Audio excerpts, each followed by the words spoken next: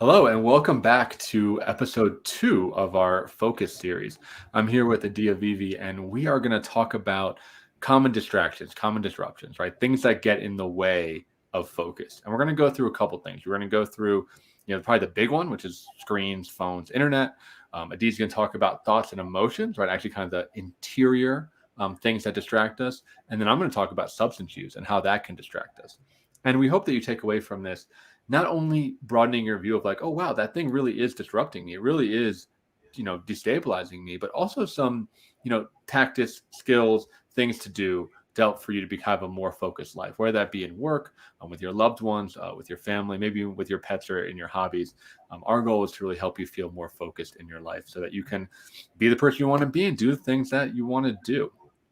So I'm going to kick it off talking a little bit about phones, right? Phones and screens. Now, it's funny, we're doing this on Facebook and YouTube, which is you're watching this on a screen right now. That being said, I don't think it's too taboo or extreme to say that screens and phones are a massive issue in this country, probably in the Western world in general, maybe even globally. They came out of nowhere and they take up so much of our time. I just read this study preparing for this. They said the average American, this is in America, average American is on a screen for 7 hours and 50 minutes a day. That's crazy. That's crazy, right? Like a lot of that is work time, but there's also a lot of leisure time. And it's like, that's almost your whole day. So the majority of your waking hours are spent staring at a screen. And I think what gets a lot of people is that work and leisure are both in the same thing. So it's hard to really have a differentiator around if you're looking at a screen to relax or looking at a screen to work. And that is why it's such a distraction, because when we're working on our work, right? Working with our software, working with our programs, the internet is right there, right? I'm looking at my computer, right? I got all my bookmarks of all the fun stuff I like to look at are all right there all the time, right? Social media is right there all the time. We can text somebody all the time. We can, get on Zoom. We can call somebody. We can send a meme. We can go on TikTok, go on Reddit, right? All this stuff is available all the time. So there's this constant drip. We talked last week about brain glycogen, right? And glucose. And glucose gets burned when we are resisting something, right? When we're trying to inhibit a process in the brain. So if there's this thing, this shiny thing in front of us all the time, we are constantly saying, nope, nope, no, no, not now, nope, now, no, no, no. And that process is extraordinarily draining for people. What actually creates is brain fog, where literally it's very hard to focus and concentrate, and also creates decision fatigue, which some of my people are listening, some of the high performers are listening that have this, where at the end of the day, it's hard to make a decision. Right. You don't know what you want for dinner. You don't know if your kid asks you a question, you're unable to answer. You don't know what you're going to watch for TV. Right. You're just like a slug on the couch, just being like, I don't know, man, just do something. And in that, we can go to repetitive, behaviors that often don't help us at all. So phones and screens are really, really crazy. Last thing I want to talk about, which, I think is common knowledge, but we wouldn't be able to talk about screens if we didn't say it, is blue light, right? Blue light is unbelievably bad for us. And the reason it does that is it inhibits the production of melatonin, right? For those of you that are not familiar, melatonin is the brain chemical that we excrete that starts to make us tired and tells us that it's time to go to bed, right? It's something that regulates the circadian rhythm that we have, because we're animals. We want to sleep when it's dark. We want to be active when it's awake, when it's light. It inhibits melatonin because our brain doesn't know that it's getting dark. We're actually getting bombarded and blasted with this thing that, mimics daylight. So a lot of people that have screen addiction or that spend too much time on screens can't go to sleep, or their sleep that they have is really bad because it takes a while for that melatonin to get reuptaked until we're ready to go to bed. So quick tips is to look at something like blue light blocking glasses, which are cool. I mean, look kind of nerdy, but a lot of people use them now. What I use, because you're like, where's your glasses? They're next to me. But what I use as my monitor is actually a blue light blocking monitor. So if you don't want to look like a dork, you can get a monitor. It's a little more expensive, but it will block the blue light all the time. There's also some really good apps out there, Flux being a big one, that will cut the blue light out. If you have one takeaway, if you're not ready to reduce your screen time, which is a whole nother topic and a whole thing, blocking blue light is a really good place to start that you can install really quickly. And just if you use your screen, at least it's a little bit healthier for you. I personally love looking like a dork. Glasses is my thing. So I will consider that. an option. We did want to ask you about those very common distractions, just this modern life, working on a computer distraction. What has worked for you? What is one or two ways that you used that helped you reduce screen time or kind of be able to focus on one screen or one task without being pulled away to all these different social media, games, other distractions? And I'm going to talk about something a little different, because why are we distracted? What are some of the internal processes that pull us to be distracted? And I want to talk a little bit about thoughts and feelings. And people are like, okay, we're human beings, we have thoughts and feelings. Some of our thoughts and our feelings might pull us away from whatever it is that we're doing. The idea of this series of focus is, how do I actually commit my attention to what it is that I think should be the focal point? What do I want to do? Do I want to write something, read something, cook, whatever it is? Oftentimes, there are tasks that, for whatever reason, kind of lit up something inside us. We are lit up with certain lines of thoughts and emotions. And the third thing I want to talk about is like, what's the difference?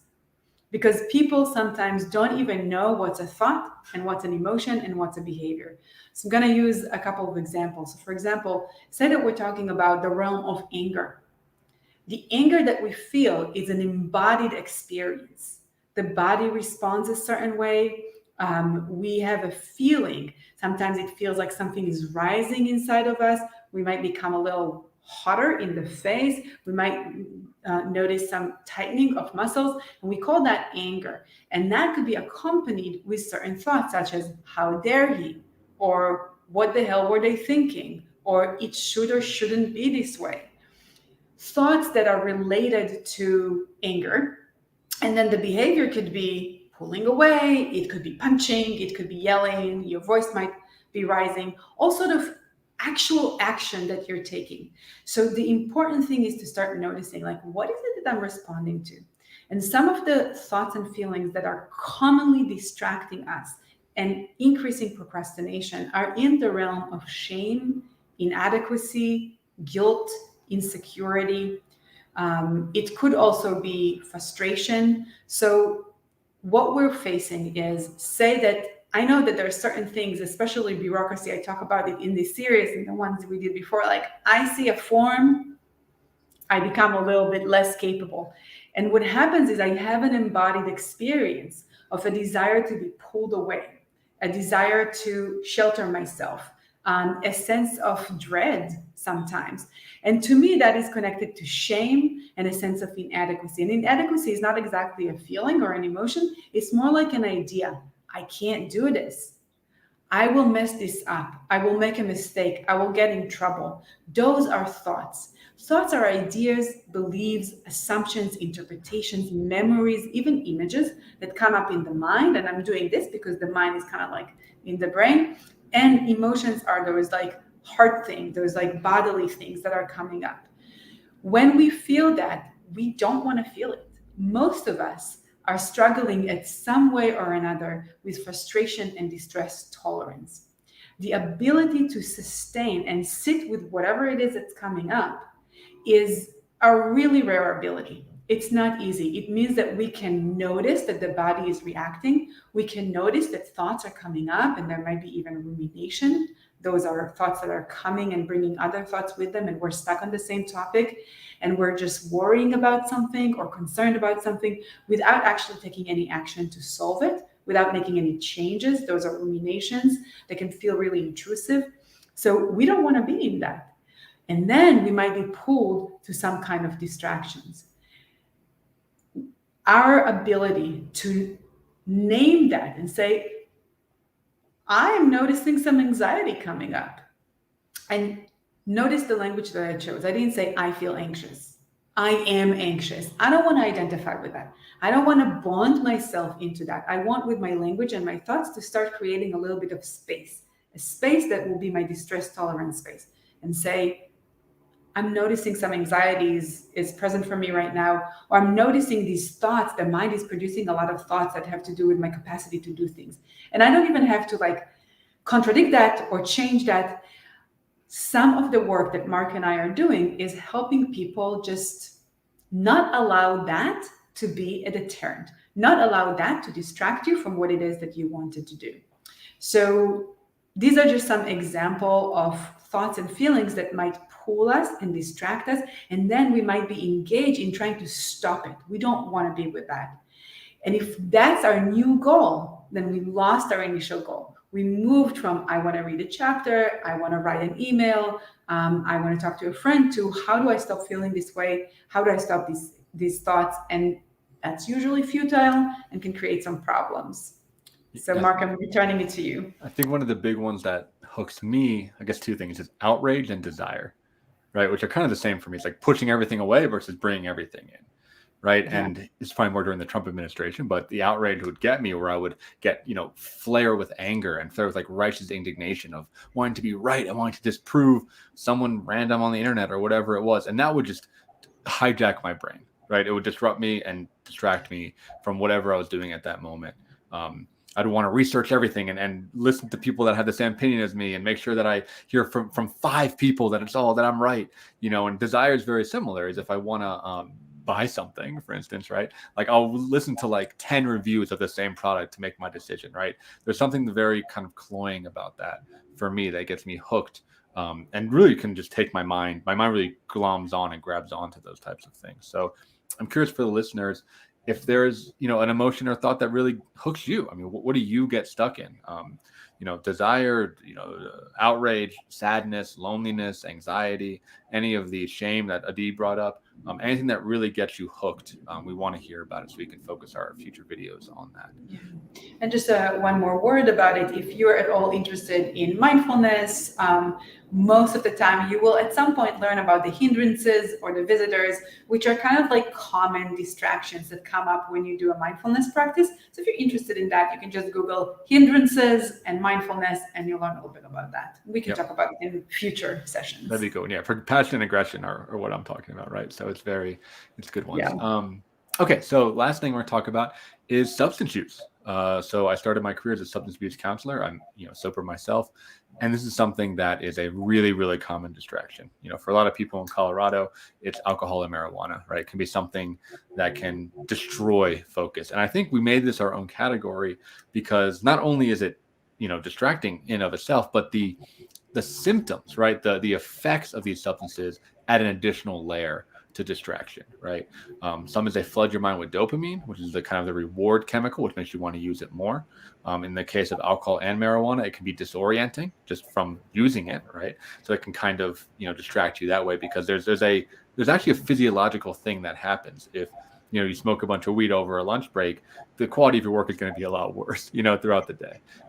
And something I hear a lot, especially from the men that I work with, that when they go home, they're very often, lighting up a joint or cracking open a beer. They're using it as a transitional object, which is really interesting, right? Because it, on the one hand, lets you kind of power down the work mode because it's like, hey, I don't want to do this work because I'm like a little tipsy right now. But what they don't realize is that it's distracting them from their family life, right? Or, to tie it back to what Adi, you were saying around mindfulness, it's distracting them from their actual present moment experience. They're choosing to distract from work, but in the cost that they're paying is that they're dissociating from their actual life. And for a lot of these guys, what's underneath that is a painful emotion. Is a lot of it's loneliness, a lot of them it is, trauma or hurt, a lot of it's fear or anxiety.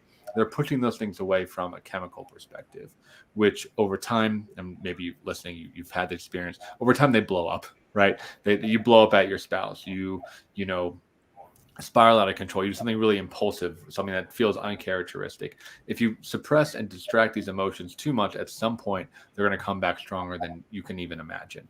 And that's, scary for one, but two, hopefully it's a call to action to start to tap into these feelings more and really understand, kind of who you are and what's going on. I do want to say other addictions before we wrap up here. Sex addiction, relationships can be addictive. Video games, porn, gambling. So not just substances, but anything that feels compulsive and has that pull. You got to know that not only are you distracting, but you're also engaging in behavior that's hooking you into it deeper. Yeah. And if the word addiction doesn't work for you, because a lot of the terms that we use are loaded, and that's okay. It's just like Am I acting impulsively? Am I using something in a way that doesn't fit my values?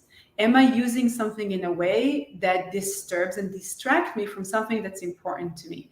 Because we don't want to, there's no point in us shaming anybody for their habits or their behaviors. We just want to know, is this really within the realm of who you want to be and how you want to operate in your environment with people you love?